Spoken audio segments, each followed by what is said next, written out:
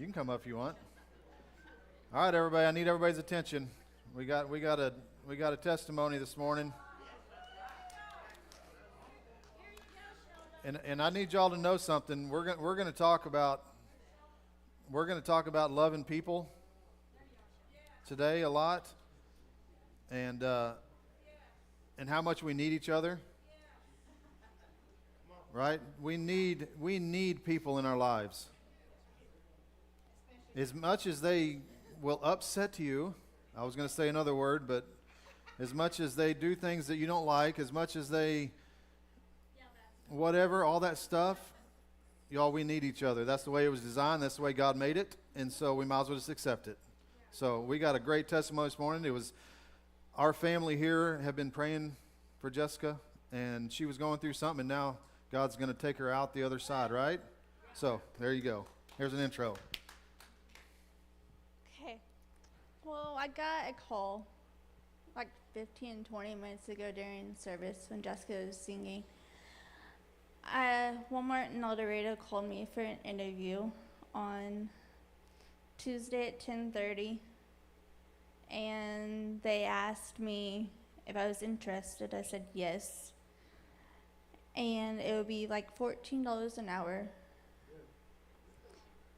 And the other testimony is that Becky, Kim and Debbie prayed over me last Sunday, and this spider, this on my neck, that feels like there was a spider bite on my neck, and praise God, it's going away.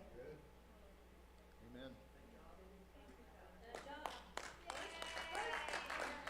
First, the prayer was, I lost my job, and you were very shaken up. Earlier this week, somebody else called you in for an interview. Yep. They don't know this whole story. The other place called me for interview on Tuesday, like Friday, not last Friday. No, it wasn't last Friday. It was like Thursday. Oh, it was Wednesday. They called me for an interview at for 2:00 on Friday. I text Becky, I text Jessica, and I told her, I was like, I have an interview Friday at 2:00. I was going to let you know.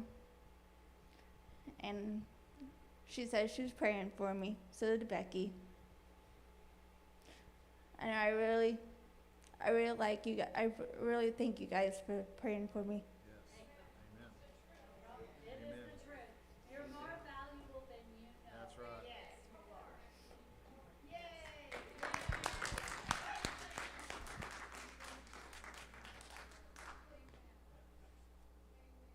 Told you he has something better.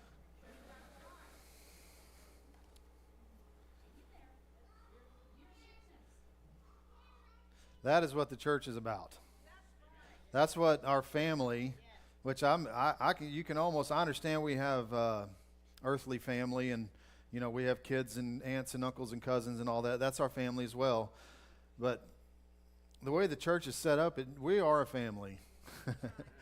And we should stop looking at it as a club where we can try to make each other just like each other, and start making it into a family where we can love each other wherever we're at and whatever needs we have, right? I was talking this morning about the presence, and this is a perfect example of when you choose to engage the presence, because it's there whether you understand or know it or not, right? It's there. So now you have to learn to engage it. Okay? So that takes practice. That takes desire. It takes continue to knock and say, God, I don't understand.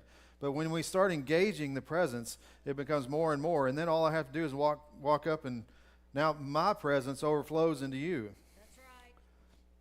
And into Jessica, and into Debbie, and to whoever we're around. The presence that we choose to engage grows and starts overflowing, It's just like Peter, whenever his shadow healed somebody, that wasn't Peter. That was the overflow of the presence in him that was so much alive and huge and whatever that it just healed somebody without him even doing anything. That's where we need to try to get to. And I understand it may take time, it takes practice or whatever, but engaging that presence is what we've been talking about for a super long time now, is learning to more. If we already have somewhat of an understanding, I guarantee you there's a more understanding over here that you haven't found yet. So we need to continue to practice that, work on it, because without it, John 15, verse 5, what does it say? All right, let's pull it up. Let's pull it up, because I just, if you haven't read all of John 15, I would recommend you read it, and then you read it in a different version, then you read it in a different version, then you read it, and just continue to ponder on it, because it is, in my opinion, probably one of the most foundational. It's very foundational. And again, this is Jesus himself speaking here. This isn't secondhand. This is him himself, okay? I am the vine. You are the branches. Where do the branches get all their nutrients and their water and their whatever? And they get it from the vine, from the trunk. You can think of it as a trunk, and then there's trees. However you want to think about it. You are the branches.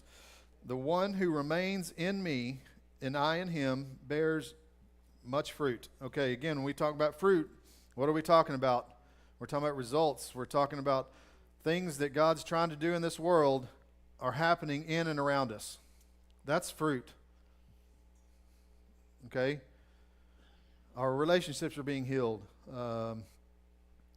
Our finances are better than they were last week or a month or 2 years ago, whatever. We're blessed. We have joy. We have happiness. All these things are fruits of being connected to the vine. Yes? Okay. The one who remains in me and I in him bears much fruit. For otherwise, apart from me, that is, cut off from the vital union with me, you can do nothing. We have to get this in our brains and in our hearts, in our spirits, in our souls, in our being, and everything that we're about. We have to understand that without him, we can't do it. And quit trying to do it ourselves. We can't do it ourselves, y'all. It says it right there. You can do nothing apart from me. With me, you can do all things, right? So today we're going to talk about one of the hardest things that we have to deal with. Okay, we're going to talk about one of the most frustrating things. One of the things that causes us more pain than pretty much everything else combined. And that's other people.